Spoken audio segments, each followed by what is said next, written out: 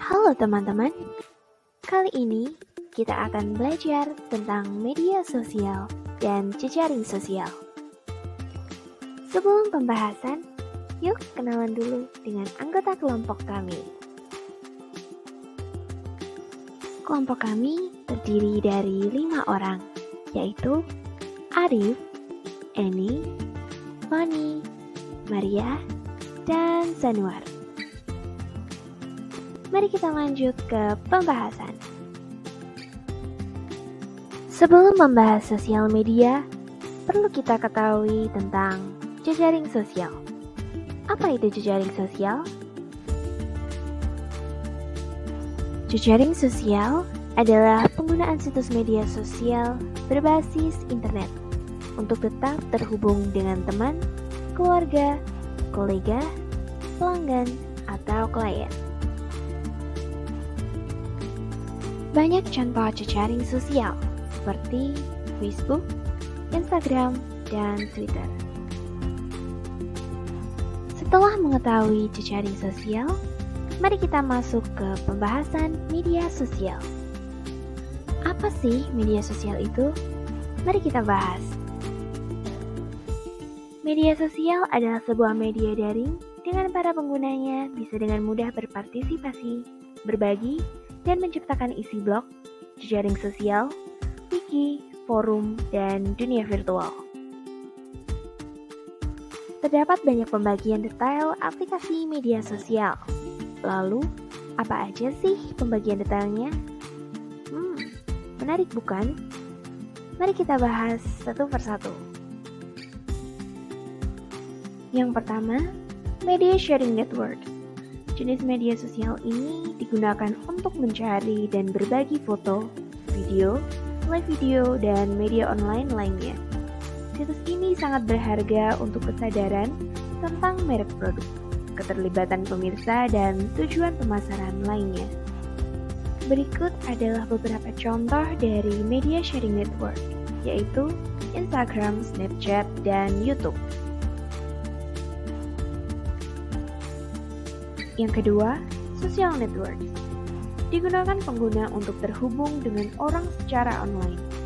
Media ini dapat menguntungkan secara bisnis melalui riset pasar, kesadaran merek, memperoleh prospek pelanggan, membangun hubungan, dan layanan pelanggan. Beberapa contoh dari social networks adalah Facebook, Twitter, dan LinkedIn. Yang ketiga, discussion forums. Digunakan untuk mencari, berdiskusi, berbagi berita, informasi, serta opini. Network ini dapat menjadi sumber daya yang sangat baik untuk riset pasar. Contoh dari discussion forums yaitu Quora.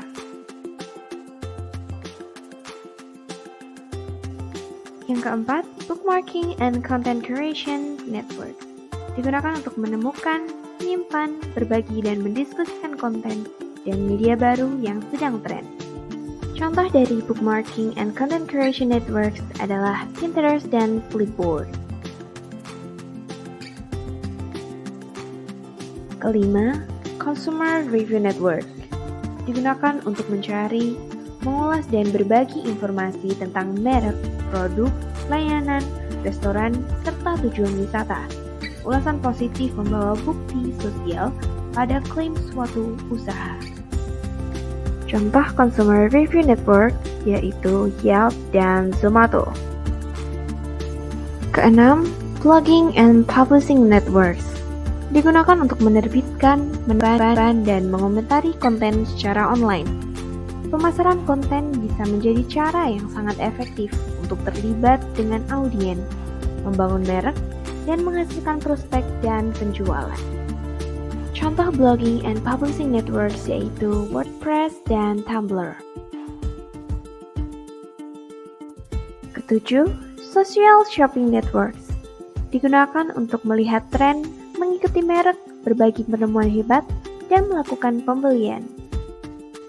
Contoh social shopping networks yaitu eBay dan Amazon.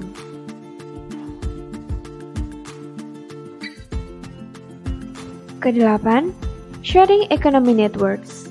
Digunakan untuk mengiklankan, menemukan, berbagi, membeli, menjual, dan memperdagangkan produk layanan di antara bisnis serta pelanggan. Contoh dari sharing economy networks yaitu Traveloka dan Gojek.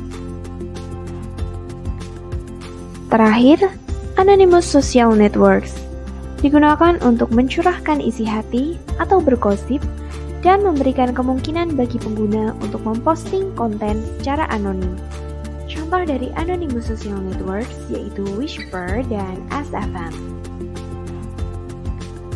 Di era digital ini, media sosial banyak memberikan manfaat di kehidupan sehari-hari. Setelah kita mempelajari berbagai jenis media sosial, yuk kita bahas apa saja manfaat media sosial. Manfaat media sosial yang pertama yaitu sebagai media komunikasi. Media sosial dapat dimanfaatkan sebagai media komunikasi yang efektif dan efisien, dan dapat menjangkau banyak orang tanpa peduli jarak dan waktu. Kedua, sebagai media pendidikan. Beberapa situs media sosial bisa digunakan untuk belajar, karena di beberapa tempat menyediakan informasi, data, dan materi pembelajaran. Ketiga, sebagai media dokumentasi. Media sosial sering menjadi tempat untuk menyimpan dokumentasi dalam bentuk foto, video, maupun tulisan. Dengan mengunggah konten di sosial media, akan memberikan kesempatan kepada pengguna sosial media lain untuk melihat dan memberikan tanggapan atas konten yang telah diunggah. Terakhir, sebagai media pemasaran.